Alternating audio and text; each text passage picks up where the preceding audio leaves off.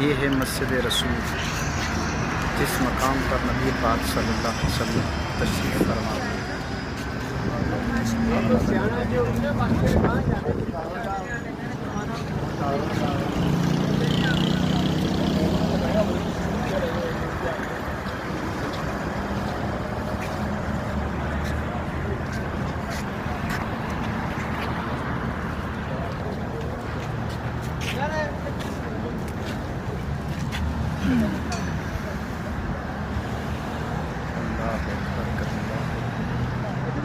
सही बात सुन एक मिनट लाल ओके ओके ऐसा मेरा मतलब क्या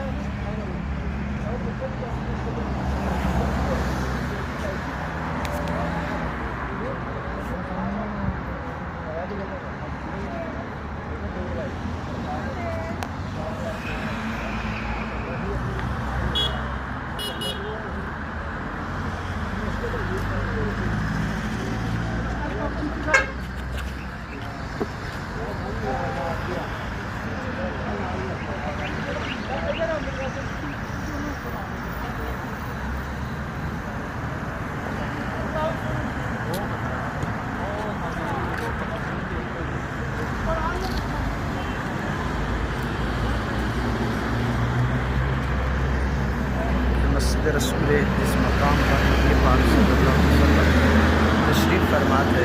कुफ़ार मुशरिकीन ने पत्थर फेंके और वो थक जाते थे, आराम फरमाते थे।